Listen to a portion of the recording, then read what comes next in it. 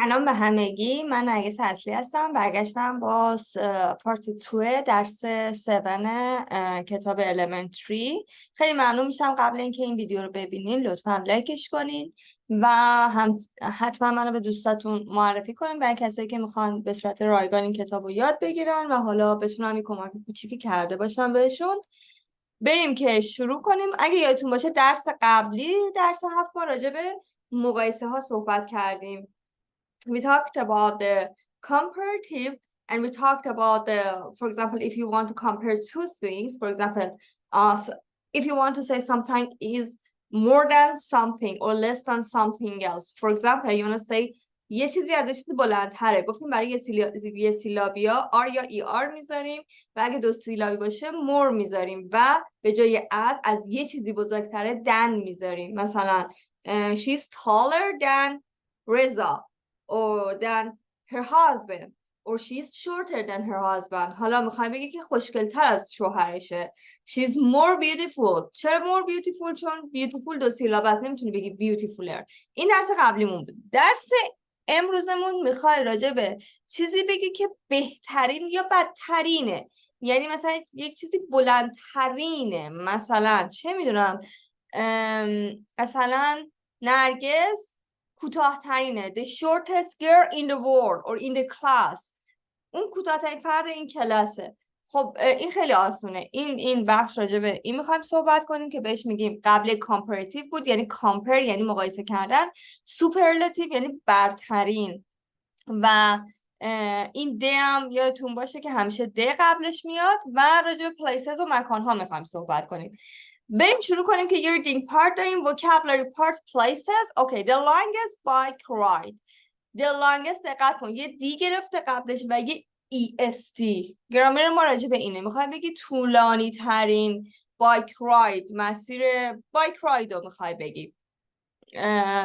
بایسیکل رایدم روندن، مسیر. حالا اینجا منظورش فکر می‌کنم اون راه طولانی ترین راهی که طرف دوچرخش رفته. حالا بعد ببینیم ریدینگ راجع به چیه.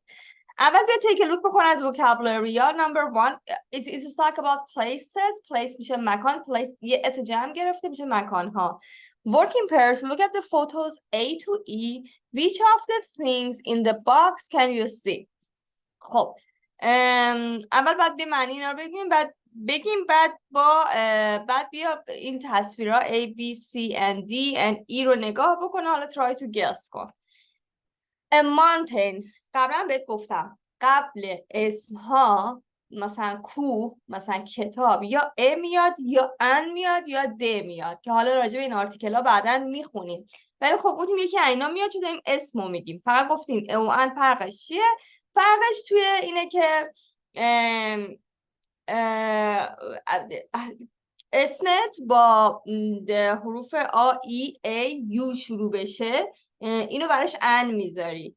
مثلا ان انجینیر، یک مهندس. حالا برای بقیهش ا میذاری. حالا بیا ندادم چون خیلی خوب توضیح ندادم. A mountain یک کوه. A hill یک تپه. A river یک حالا من یک میگم river. A river همون river ترجمهش میکنم، رودخونه. A lake دریاچه. A forest جنگل. A village روستا. A market بازار. A famous building ساختمان مشهور. A desert بیابان. حالا بیا ببین. Number A could be a lake. Number B could be a market. Number C, a famous building, it's a mosque.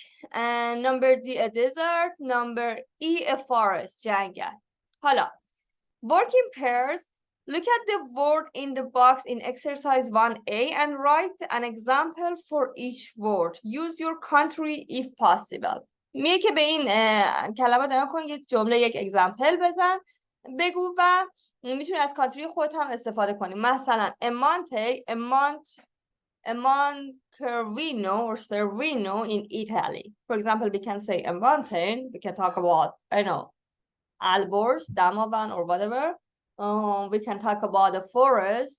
We can talk about the forest in the north of Iran. We can talk about the mosque, the famous building. We have lots of historical and famous building in our country. We can talk about a lake as we have it. and yeah. بیا اینجا اینو ریدینگ داریم، ریدینگ رو بخونیم و بریم سوالاشو جواب بدیم. The Silk Route Bike Tour. Is it the greatest journey in the world? The company called it the longest, hardest, highest, hottest, coolest bicycle tour in the world. In 18 weeks, you travel over 12 kilometers through 7 different countries and have the most exciting ride of your life. The Silk Route Bike Tour. Silk البته ابریشم بنی ابریشم هم میده. خب میگه راه ابریشمی بایک تور. حالا اسمشه. Is it the greatest journey in the world? این بزرگترین سفر توی دنیاست. Journey میشه سفر. Is it the greatest؟ ببین بزرگترین. من معنی کردم. The company calls it the longest, hardest, highest, hottest, coolest bicycle tour in the world. اینا ببین همه سفرهای برترین بوده. میگه کمپانی بهش میگه که the longest طولانی ترین، the hardest حالا دیگه این رو تکرار نکنید تو جمله است، سخت ترین، the highest بلندترین، the hottest گرمترین، the coldest سردترین بایسیکل توره in the world توی دنیا. In 18 weeks در 18 هفته you travel over 12,000 kilometers. توی 18 هفته شما بیشتر از 12,000 کیلومتر رو از طریق 7 different countries 7 کشور مختلف and have the most exciting ride in your life. و the most exciting ride یعنی که مثل هم قبلی که تو مور می آوردی قبل تو سیلابیا اینجا the most میاری، یعنی اینکه پرهیجان ترین رایدی سفری که راید حالا که من سفر معنیش میکنم مسیر، در واقع مسیری که توی زندگی داری. پس اینجا الان میدونیم داره این ریدینگ داره اینتروداکشنش راجع به یک مسیریه که خب از 7 کشور عبور میکنه و خیلی طولانیه و بایکینگ توره. 1,000 years ago, people went by camel and did about 25 kilometers a day. کلشو میخونم بعد میام معنی میکنم. Says Nate Cavalry, one of the Silk Route tour staff. But on a bike you do 25 kilometers in an hour. And along the way you see some of the most beautiful places in the world. میگه هزاران سال قبل ago people went by camel. camel یعنی شتر. مردم با شتر این راه رو میرفتن تقریبا 25 کیلومتر a day. تو هر روز 25 کیلومتر میتونستن برن. فلانی که یکی از استاف یعنی کارمندای سیلک رو توره اینو گفته. But on a bike you do 25 kilometer in an hour. ولی با دوچرخه شما میتونی 25 کیلومتر تو هر ساعت بری، نه توی یه روز. کامپرش کرده با camel. And along the way و در طول مسیر you see some of the most beautiful دوباره دو سیلابه است. the most گذاشته یعنی خوشگل ترین مسیر جاها رو مکانها رو میتونی توی راه ببینی. From Shanghai you go across Asia through Iran and arrive in Istanbul, Turkey at the end. میگه این مسیر از شانگهای چین شروع میشه، در across آسیا میری، through ایران از ایران میگذری و ترکیه استانبول ترکیه آخر این مسیره at the end. You travel across the desert of China and cycle the Pamir Highway to over 4,600 meters across the roof of the world in the mountains of Tajikistan. اینو درست متوجه نمیشم. میگه از بیابون‌های چاینا عبور میکنی و یک مسیری از پامیر هایوی که بیشتر از 4,600 متر هست رو میگذرونی. Across the roof of the world روف آف د ورلد، سقف دنیا. نمیفهم این دقیقا معنیش چیه، که یه مانتین معروفی انگار تو تاجیکستان که تو بعد از دیزرت های چاینا میگذری و از این مانتین معروف تاجیکستان هم میگذری که بهش میگن روف آف د ورلد، که خیلی هم بلنده. On the way، در مسیر، there are villages, markets and ancient buildings. خب توی مسیر ویلیج گفتیم که نمیگه a village، میگه villages. رستوران ها رو میبینی، villages ببخشید، رستوران ها رو میبینی، مارکت ها رو میبینی و ancient یعنی باستانی، building یعنی ساختمان، ساختمان های تاریخی و باستانی رو میبینی. At night you stay in ancient roadside hotel or in camps. میگه شبها توی مکانهای باستانی، رودساید مکانهای کنار خیابونی باستانی که مثلا ما خودمون میگفتیم کاروانسرا در واقع، اونجا میمونی، یا تو هتل میمونی یا تو کمپ سایدا میمونی. A chef cooked dinner for about half of the 133 days. خب شف آشپزه که شام برای اینقدر روز میپزه، 133 days. On other days, cyclists can eat in local restaurant. شف میگه به half of the 133، نصفی از روزهایی که از این 133 روز تور هست تو شف برای شام غذا میپزن. ولی سایکلیست یعنی دوچرخه سوارا، ولی روزهای دیگه سایکلیست ها مثلا میان لوکال رستوران، لوکال یعنی محلی، رستوران های محلی غذا میخورن یا شاپ میکنن، یا این لوکال مارکت ها دیر فودشونو، غذاهای خودشون دنبالشون میگردن و مثلا اونا رو میخورن. One cyclist blogged، یعنی یکی از سایکلیستایی که دوچرخه سوارها، blogged یعنی تو بلاگ خودش، تو وبلاگ خودش یه چیزی رو بلاگ کردن، مثل این پستو یه پستی نوشتن، بلاگ کرده که the best thing was the friendliness of the people.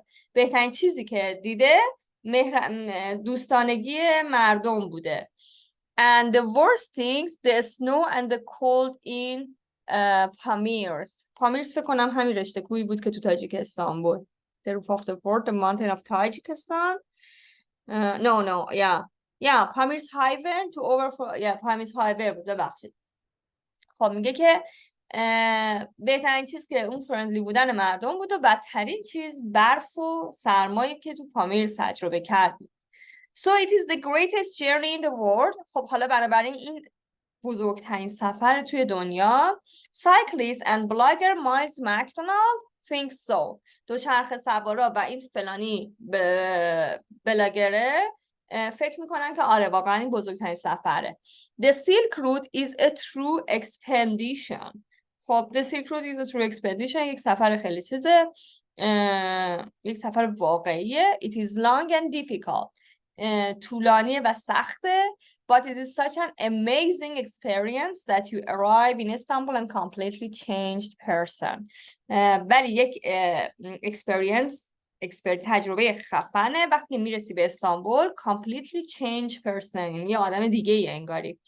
این از این ریدینگمون خیلی باحال بود، خیلی وکب داشت و سوپرلتیو هم استفاده کرده بود دیگه، چه میدونم کلدست و هاتست و هایست و اینا همه رو گفت. The Silk Route Bike Tour. خب و الان این برش رو خوندم، قبلش اون بر بود. بیا اینجا. Read the introduction to the article. اول بچه باید introduction رو میخوندیم، بعد guess میکردیم، بعد عکس میدیدیم، بعد میخوندیم. Anyway ما اول خوندیم و یه کار درستی نکردیم. Read the introduction to the article about the Silk Route Tour and answer the question. What is the Silk Route Tour? خب Silk Route Tour اون بالا تو introduction نوشته دیگه، میگه مسیریه اینجا. The company called the longest, hardest, highest, hottest, coolest bicycle tour in the world. اینه در واقع.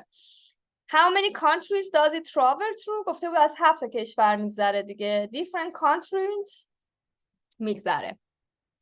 حالا working pairs and what else you would like to know about the Silk Route Tour? Write 3 questions using the board in the box to help. خب about countries، مثلا countries یعنی کشورها، sleep یعنی چجوری میخوابن، people مردم، food، bikes and price، همه این چیزا این تو توضیح داده دیگه.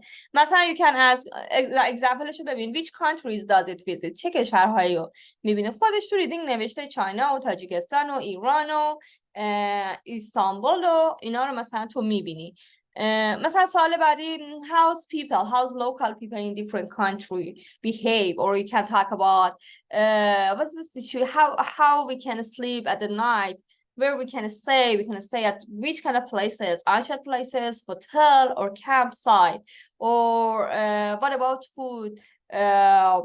Actually, do we need to bring the food with ourselves? Do we need to cook? Do we have a specific chef? Do we experience actually local food or whatever? And that's it. And what is the price of this tour? Enough. حالا میگه read the article again. Our sentences. Okay. دوباره بخون و ببین این جملات درستن یا غلط. من سریع جواب میدم. The Silk Route tour travels through 7 countries in 80 weeks. خب ببین گفته 7 country ولی بذار اینجا رو ببینیم. 7 countries and have the most exciting 80 weeks شو من نمیبینم اینجا که گفته باشه. The company calls the longest hardest the hardest to the world in 18 weeks. خب ببین پایین نوشته چند؟ پایین نوشته 80 weeks یعنی 80 هفته ولی بالا نوشته 18 هفته، پس این جملت غلط. A bicycle is faster than a camel. دوچرخه از کمل از شتر سریعتر میره. آره دیگه گفته بود تو با شتر تو 25 کیلومتر در یه روز میری ولی با دوچرخه تو 1 ساعت 25 کیلومتر میری، پس این درسته. The tour starts in Istanbul and ends in Shanghai. کاملا داره برعکس میگه، از شانگهای شروع شد و ends with استانبول میشد، پس غلطه. Cyclists stay. بچه این همه اینو تو ریدینگ خوندیم ها. Cyclists stay in hotel and camps. درسته. دوچرخه سوارا یا تو هتل میمونن یا تو کمپ ها میمونن یا تو ancient building ها میمونن. این جمله درسته. They take turn cooking dinner every evening. نه این غلطه. اونا یه شف داشتن که اون برای اینا درست میکرد. خودشون take turn یعنی جابجا نوبت عوض نمیکردن که هر کی یه شب غذا درست کنه. And number 6, one cyclist thought the snow and the hills were the best things. یکی از دوچرخه سوارا فکر میکنه که برف و تپه ها یکی از بهترین چیزهایی بوده که تجربه کرده. خب این دقیقاً غلطه. داشت میگفت یکی از دوچرخه سوارا اعتقاد داره که برف و اسنو یکی از ورست ترین چیزهایی بوده که تجربه کرده، بدترین چیزهایی بوده که تجربه کرده. و در آخر would you like to go on the Silk Route tour? Why not? من اصلا آدمش نیستم. I'm not the kind of person who is really into going this kind of tour because I cannot tolerate the hardest places. I cannot experience and I'm not enjoying to be in the way all the day and I'm not patient enough, to be honest. I would prefer one destination with one specific time. Yeah, that's it. من آدمش نیستم. حالا تو نظر خودتو بگو. میتونی برام کامنت کنی، میتونی برام نرگس.lingo اینستاگرام مسیج کنی و من سعی میکنم کامنتتو کارکت کنم if I have a time. بریم سراغ گرامر. بیار پیج 140 از آخر کتابت. صفحه 140 کتابتو که بیاری راجع به سوپرلاتیو ها داره حرف میزنی. گفتم بهت معنیش میشه بهترین و بدترین. دیگه نمیاد کامپر کنی دوتا چیزو با هم. تو داری یک چیزی بین یک جمعی مقایسه میکنی که بهترینه یا بدترینه. تو نمیدونی فلانی از جمع از فلانی بلندتره ولی نمیتونی بگی از فلانی بلندترینه. همون صفت تر و ترین خودمونه. تر مقایسه است، ترین بهترین و بدترین و ایناست، برترین و اینا. خب ادجکتیو رو بهت بگم. ادجکتیو رو بهت بگم که مثل همون قضیه‌ای که ما داشتیم توی کامپراتیومون، یه سیلابی دو سیلابی and these kind of things, we have the same situation here. Cold is one syllable, nice is one syllable, and friendly is again same, and big is again same, boring, interesting, it's 2 syllables, and more than 2 syllables, you can add the most before the adjective. But for 1 syllable, we can say cold, this, ha, this, ha, yes. I think it's clear for you, but the part is a bit confusing is that the same as the comparative ones. Whenever the word ends with, for example, the word, for example, ends with the kind of letter, same as cold, we can add est, cold this, or cold there as comparative. We can add it er, cold there, okay? But here, for example, nice ends with e. It's not reasonable that you add est called nicest. No, you can remove one e and then add st. In Hamza, yeah, for example, friendly, it ends with y. It's not nice that if you add est after y, it's better change y to I and then after est to the friendly, for the friendliest. خب ببین عین همون شرایط وقتی یک کلمت به دی ختم میشد مثل کل، خب همون ای استی اضافه میکردی، ولی یک کلمه به ای ختم میشه، خب جالب نیستش که مثلا دوتا ای رو بیاری و استی رو بیاری، پس یه ای رو ختم میزنی. تو فرندلی جالب نیستش که بعد وایت بیای وای استی بگیری، پس آی استی میزنی. و توی بیگ خب ببین حالا این یه قانون داره، چه میدونم کانستنت بیتوین وابل و این داستانا، کانستنت قبل وابل، ولی من میگم حفظ نکن. بیگ the biggest وقتی میخوای بگی این دو تا جی باید بیاری، مثل همون شاپ و مثل همون داستانی که قبلا داشتیم. قانونش همون دابل فاینال کانستنت آف the adjective plus est هستش که من میگم کلمه رو حفظ بکن. کی داره من پیام ده؟ خب boring و interesting ها بهت گفتم که اینا دو سیلابه هستن. خب توی کامپراتیو چی کار میکردی؟ میگفتی more beautiful، طرف از فلانی خوشگل تره. more boring. خب ولی اینجا the most میاری. ببین تو کامپراتیو نمیگفتی the taller، میگفتی taller than فلانی. خب ولی تو سوپرلاتیو باید the رو حتما بیاری. the رو قبلش میاری پلاس adjective پلاس est طبق همین قانون که اینجا خودش گفته. مثلا the coldest میاری، نمیگی coldest. این the رو فراموش نکن که کامن میستیکه و خیلی ها فراموشش میکنن. ولی توی مثلا boring و interesting که دو سیلابه هست میگی the most boring، کسل کننده ترین شرایط بود اونجا. یا the most interesting، یک چیز خیلی باحال اونجا این بود که باحال‌ترین موضوعی بود که مثلا the most plus adjective، ولی تو اون شرایط the plus adjective plus est میشه. حالا تو مثال بهتر میفهمی. Use superlative to talk about the number of things in a group. بهت گفتم وقتی میخوای یه چیزی رو طبق یک گروهی، مثلا این بلندترین رشته کوه جهانه، این بلندترین درخت جهانه، این قدیمی ترین ساختمون جهانه. مثلا تو ایران میگیم کاسپیان سی بزرگترین دریاچه جهانه، مثلا اینجوری بهش میگیم. اینا اینجوری که بخوایم مقایسه کنیم. بعد مثل همون کامپراتیو که سه تا صفت مثل گود و بد و فار که نمیشد گوده رو بده رو اینا، میشد گود میشد better، بد میشد worse and far میشد further or farther. اینجا هم همون استثناء هست، یعنی گود میشه the best، بد میشه the worst and far میشه the furthest or the farthest. The spelling rules of superlative are the same as the comparatives. spelling rules ها منظور دقیقا همینه که مثلا یک کلمه به نایس ختم میشه مثل کامپراتیو ای آر نمیاریم یه آر میاریم براش. همین جدول بالاست. بیا صفحه بعد تمرینش رو سریع با هم حل کنیم که تایم ویدیومون طولانی نشه. قبل اینکه جوابای منو ببینی خودت حل کن، بعد بیا با من چک کن. خب یه دقیقه وایسا.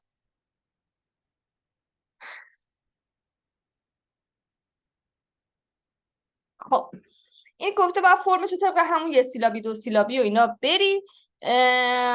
write the superlative of the adjective great نمیشه the greatest، بیشتر اسپلینگ رو میخواد بدونه. به تی ختم شده پس باید est بگیره. quiet قضیه همون کانستنت واوله، اسپلینگش اینجوری میشه باید بگه که ساکت ترین جای دیگه the quietest.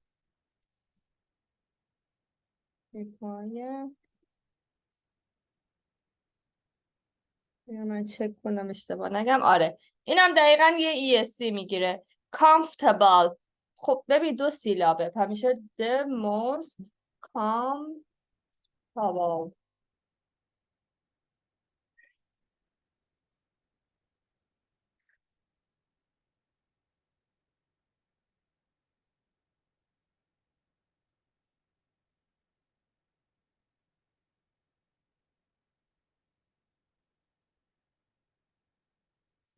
خب close نزدیک ترین رو چجوری میگی؟ the most closest the closest به ای ختم شده دیگه پس اینجوری میشه the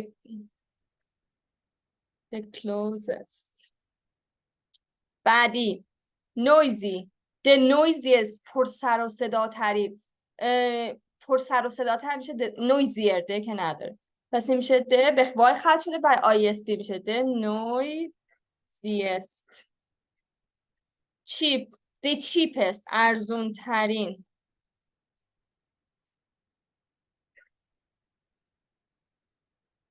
the most interesting part the most چون interesting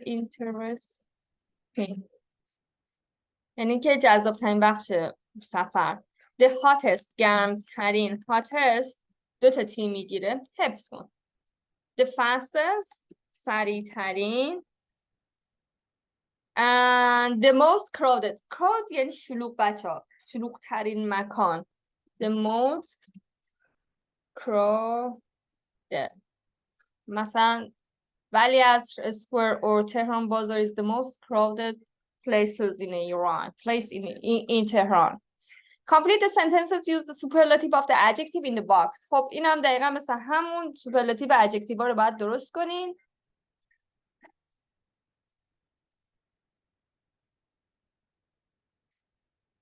بیا دیگه نوشته long, busy, big, high, good, old, deep, popular. long که میشه طولانی، busy میشه شلوغ، big بزرگ، high مرتفع بلند، good خوب،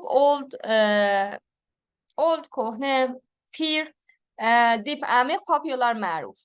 The longest bridge in the world in the Pier Bridge in Japan it's 1991 meters 991 meters. خب میگه طولانی ترین پل بریج میشه پر in the world توی جهان این پل هست توی ژاپن با اینقدر مثلا اندازه. حالا tourist destination in Europe is Disneyland Paris. خب طبیعتا داره میگه معروف ترین من میخوام گس کنم میشه معروف ترین مقصد توریستی دنیا دیزنیلند پاریسه. over 12 million people visit in a year بیشتر از 12 میلیون مردم اینجا رو ویزیت میکنم واقعا هم جای باحالیه. پس میشه the most popular چجوریه popular دو سیلابه است پس من چیکار میکنم پس من میام the most قبلش میذارم. بچه این درو تیشو بزرگ بنویسین چون اول جملت من هم دیگه سریعم تایپ میکنم مثل من نباشین در واقع. جای خالی lake in the world in the world is lake Baikal in southern Siberia, Russia. It's 1,600 meters deep and over 25 million years old. خب خودش گفته old و deep میگه که در واقع داره میگه قدیمی ترین و عمیق ترین دریاچه‌ای که وجود داره دریاچه فلانی تو روسیه هستش که اینقدر متر عمقشه و اینقدر سن داره old داره پس میشه the deepest چون اول گفته deep the deepest and the oldest lake in the world برای فلانجاست. 4 رو ببین rainforest in the world is the Amazon. It's 4 million square kilometers. خب احتمالاً داره راجع به بیگ میگه. rainforest هم جنگل های استوایی رو میگن rainforest. جنگلی که خفم احتمالاً بزرگترین جنگل توی آمازونه که حدوداً اینقدر متر مربع اندازش هستش پس میشه the biggest هم بهت گفتم 2 تا جی میگیره. and number 5 mountain in the USA is Mount McKinley. It's 6,194 meters. A view is at the top. خب پس احتمالا میگه بلندترین کوه کجاست توی یو اس آ اسمش اینه. بلندترین میشه چی میشه the highest میشه بلندترین. بخش دومش چیه it's اینقدر ارتفاعشه and view in at the top بهترین ویو بالای این کوه پس میشه ببین ما این بالا گود داریم گود میشد سوپرلاتیوش best پس میشه the best view is at the top بهترین منظره رو اون بالا میتونی ببینیم the best. بعدیش train station in the world is in شینجو استیشن این تاکیو داره راجع به ترین استیشن این حرف میزنه که توی توکیو قرار داره. Over 3 million people use every day and it has over 200 exits. اینقدر people 3 میلیون مردم از این استفاده میکنن هر روز و 200 تا راه اگزیست یعنی راه خروجی داره. 200 تا راه خروجی داره. پس داره راجع شلوغ‌ترین حرف میزنه. قطعا این بالا فقط کلمه بیزی میگه پس میشه the busiest train station اینجاست. این هم از جوابا میذارم برات اینجا که بتونی ببینی. گرامرش خیلی آسون بود، یعنی به خاطر اینکه کامپراتیو رو قبلا خونده بودیم و میک سنس میکنه و خیلی هم تو کانورسیشنات استفاده میشه این گرامر. بازم آره به کارش ببر. سعی کن همینجور داستان نویسی کنی و این کاره که من میکردم قطعا به دردت میخوره. بیا برگرد صفحه 71 کتابت. اینجا رو من سریع بهت میگم همینی که الان بهت درس دادم. Complete the sentences with the word from the article above. It is the journey in the world. It is the greatest. نمیدونم بالا چی میگفت. بذار برم برگردم بالا ببینم چی میگفت. Yeah, the greatest journey in the world. پس این پایین بزن greatest. According to your article, you should complete these sentences. من حوصله دارم بنویسم یا نه. The greatest. خب. You see some of the places in the world. من چیزی که یادمه some of the most beautiful places بود. The most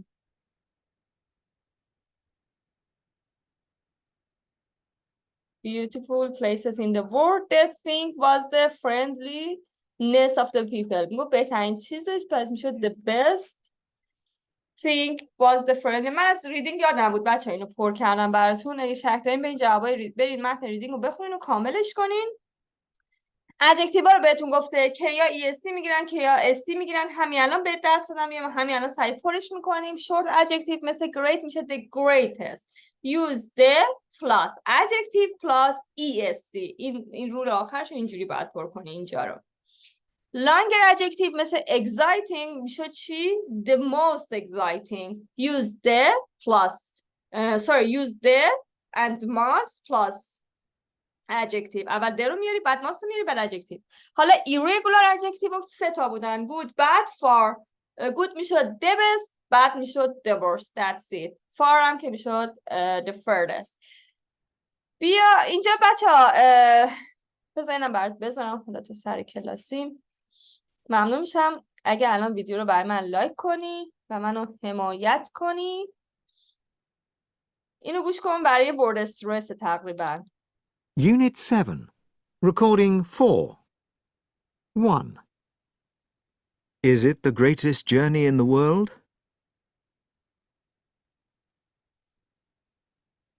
دیدید 2. تلفظ شد the greatest. You see some of the most beautiful places in the world. Some of the most beautiful adjective رو روش استرس میذاره. 3. The best thing was the friendliness of the people. The best thing دوباره adjective رو اومد چیز گذاشت. Unit 8. خب Record. اینم از این. بیا اینجا. Make question about the Silk Road tour. The cold place you visit. What was the coldest place you visited? میگه سوال بساز با همون چیزایی که برای متنی که خوندی چند تا سوال در بیار و حالا خب نمونه هم داده که بهش چی استفاده کنیم. مثلا what hot place.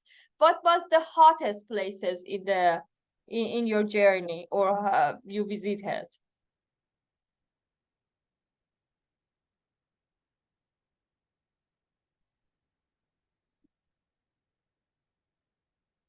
What friendly place?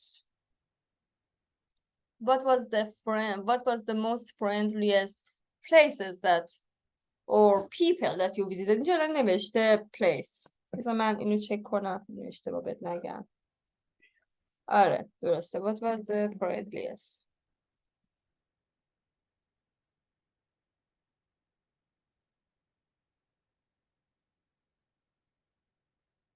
What far distance you travel in one day. far گفتیم استثنایی میشه the furthest. What was the furthest distance that you traveled in one day?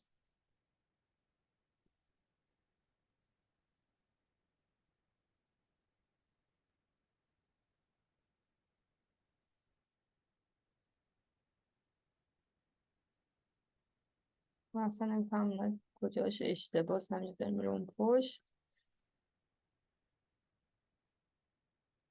اوه این چرا 2 تا ال داره. Placest. خوبم ها. خوبا. خب بیا اینجا. Beautiful building you saw. What was the most beautiful building you saw? زیباترین ساختمانی که دیدی کجا بوده؟ چی بوده؟ What was the most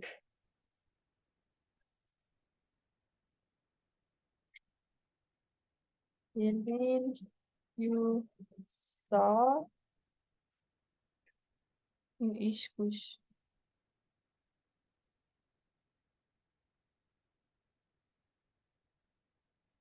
And what amazing experience of the journey. What was the most amazing experience? بعد یه جوابش از تو همون ریدینگ بده به خودت دیگه.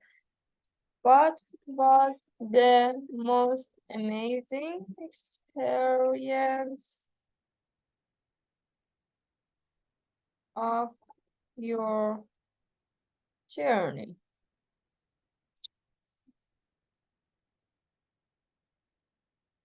خیلی خب اینم از اینو برات میذارم اینجا. فکر کنم راحت تر باشه خوندنش. نیست اینجا برات میذارم. بیا جواب این. بگو چطور شد. خب match the answer A to F with the question 1 to 6. همین جوابا رو بیا به اون بالا یا بده بچه. این دیگه خیلی راحته. جوابتو بده. وقت سوالی داشتی از من بپرس. اسپیکینگ پارت چون همش معنیه. بعدش به کانورسیشن زیرو گوش بده و جواباتو کارکت کن. من دیگه اینو تو کلاس نمیگم. این دیگه واقعا راحته. Work with other students, plan a long journey in another country. Choose 5 places to visit. The most exciting, the most beautiful, and the highest. خب میگه که بیا یه کانورسیشنی با دوستات پارتنرت راه بنداز که میخوای بری که یه کشور دیگر رو ببینی. بگو مثلا خفن ترین جایی که میخوای ببینی، خفن ترین اکسپریانسی که میدونی میخوای تجربه کنی، خفن ترین راجع به خفن ترینا و بهترین ها 5 تاشو بنویس و میتونی برای من کامنت کنی. میتونی برای من نرگس لینگو اینستاگرام بفرستی. مثلا میخوام کارکترز کنم. مثلا حالا به تو لینک رو بردارم بهت گفتم فرست و سکند و افتر دات و ات دی اند میتونی استفاده کنی. مثلا اول ما میریم اینجا، بعد ما میریم اونجا و در آخر هم میریم اونجا. First we go to the, for example, visit the oldest or most famous building, and then we're gonna go to see the longest lake in the city that we've heard a lot about this. You can explain whatever you think about your next journey in another country or maybe another city and talk about your experience regard to comparative and superlative things. Tell the class about your journey. به کلاست راجع به جرنیت بگو که چی رو اکسپریانس کردی و اینا. و بعدش هم ببخشید من چک کنم. اوکی. و بعدش هم پارتنرت باید ازت سوال بپرسه. مثلا where do you sleep at night؟ کجا میخوای شب بخوابی؟ غذا چی کار میخوای بکنی؟ بعد تو هم جواب میدی in a small hotel or in a campsite. I already booked a motel or this kind of things on the relative home or family's home یعنی خونه فک و فامیله. Writing داریم read the students checking and correcting. اسپلینگ که خیلی خیلی مهمه. همینجوری که من بهتون تاکید میکنم حفظ کن. Read the students homework below, find and correct 10 mistakes. Spelling, past simple, singular and plural, comparative and superlative. خب ببین 10 تا اشتباه تو این متن هست که یکیشون دیزرت هست که احتمالاً اسپلینگی که با 2 تا اس نوشته کلا معنیش فرق میکنه. دیزرت به معنی بیابان این میشه. تو باید میستیک های این متن رو پیدا کنی. راجع به پست سیمپل گذشته ساده سینگولار پلورال کامپاراتیو و سوپرلاتیو. قبل اینکه من حل کنم این تمرین خیلی سخته برات ولی خیلی هلپفوله. خب On Saturday we went by bus across the desert. We meet a lot people. خب ببین اولا اینکه چیز نیست، اولا اینکه داره راجع به گذشته، داره راجع به انسادردی حرف میزنه. میتو الان به زمان حال آورده، میت گذشتهش چی میشه؟ میشه مت. این یه میستیکه. دوم اینکه ما هیچ وقت پیپلز رو بهش اس جمع نمیدیم. پیپل خودش جمعه، مردمه. این دومین میستیکه. هیچ وقت چیزی به اسم پیپلز شما نمیبینیم. the peoples، دوباره پیپلز رو اینجا همین شکلی آورده.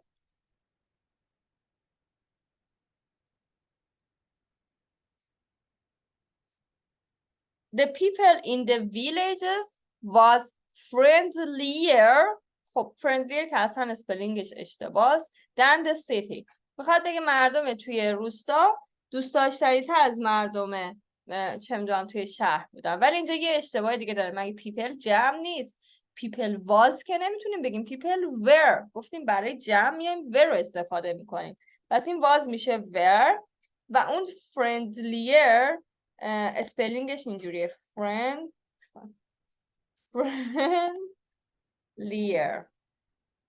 دوست داشتنی تر بودن از مردم چیز at the city. At night we stayed in a camps. It was not very comfortable, but it was more cheaper than the hotels. خب اینم یه اشتباه دیگه داره، اسپلینگ comfortable و گذشته استیت گفتیم یه جور استثنایی که اونجا وای بهش نمیدی. پس اینجا استیت اینجوری میشه، استیت گذشتهشه، ایراد اسپلینگه. و it was very comfortable. comfortable املاش غلطه، comfortable نوشته میشه. But it was more cheaper نداریم. It was cheaper. مگه این دو سیلابه است که ما بگیم دماست و مور رو گفتیم برای دو سیلابه ها میاریم. cheaper خودش یه ای آر گرفته دیگه، چرا مور بیاریم؟ than the hotels. we bought نداریم، گذشته buy میشه bought، irregular. we bought all over food in markets. همون شد و رفت. ببینیم چند تا شد. 1 2 3 4 5 6 7 8 9 دزرت هم میشه 10. بچه درس امروز تموم شد. خیلی درس باحاله، من خودم خیلی دوستش داشتم، خیلی سعی کردم سریع بگمش. کوئسچنی از من داشتی کامنت کن، ویدیو رو لایک کن، سعی کن ویدیو دیده بشن که من بتونم سریع‌تر بذارم، یکم انگیزه بهم بدین. و اگر هر سوالی داشتی نرگس.لینگو آن اینستاگرام حتما به من مسیج بده، سعی میکنم کمک کنم. و همین see you next session. bye bye.